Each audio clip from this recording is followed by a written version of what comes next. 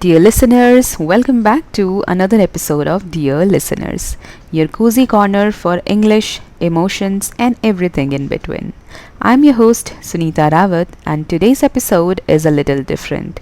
It's about something very real, very common, and very human.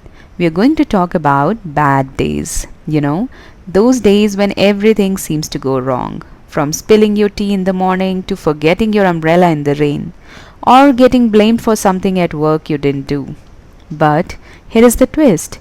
We are not just talking about bad days, we are learning how to talk about them in English. How do you express frustration? How do you explain what happened?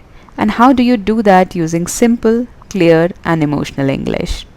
And to make this real and memorable, I'll share with you the story of a young woman named Ria, who had one such day, a day she'll never forget.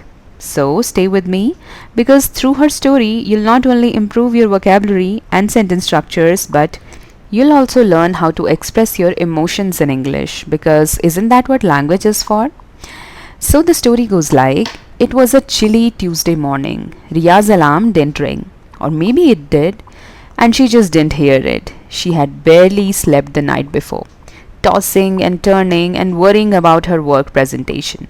She opened her eyes to the sunlight hitting her face and the sound of her phone buzzing non-stop. She jumped out of bed, stubbed her toe on the side table, and almost cried in pain. Her head was pounding. She rushed to the kitchen only to find the milk had gone bad. No chai, no breakfast, no time. She pulled on some wrinkled clothes, tied her hair into a quick bun, grabbed her bag, and ran out the door. But halfway down the stairs, she realized she had forgotten her file. She ran back up, grabbed it, and as she turned to leave again, her phone slipped from her hand and hit the floor. The screen cracked. By the time she got to the bus stop, it had started to rain. Ria didn't have her umbrella. Her shoes were soaked, and so was her mood. She reached the office, drenched and tired. She tried to look confident, but her wet clothes and messy hair told another story. She stepped into the lift, it stopped between floors.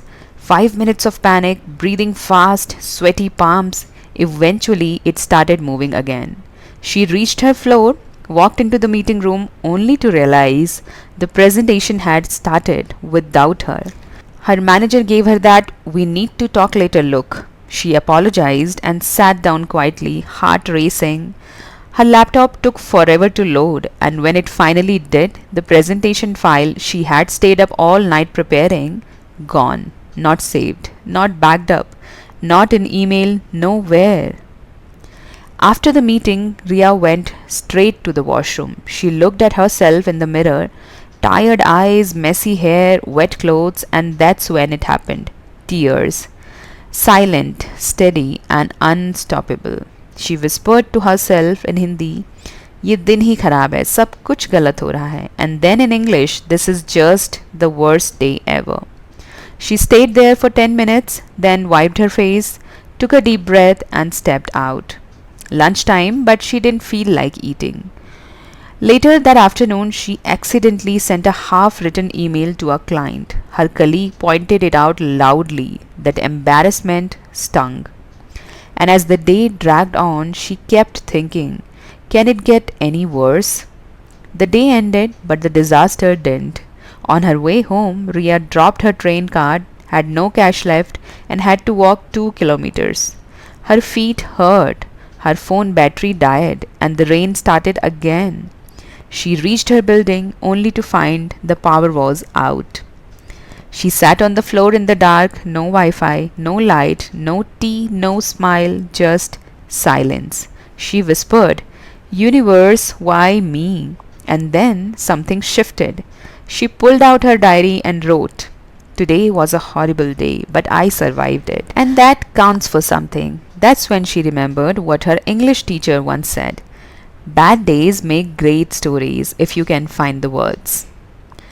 So, dear listeners, Ria's day was tough, but haven't we all had days like that? Days that feel like a test, physically, emotionally, and mentally. But the beauty of language is that it helps us turn pain into poetry. It helps us tell the world, I had a bad day and this is what it looked like.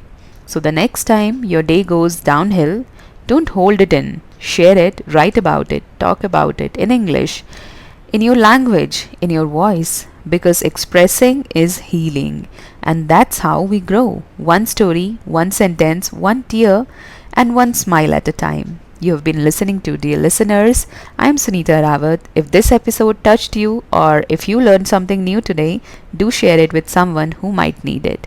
Until next time, take care of yourself and remember, even bad days end.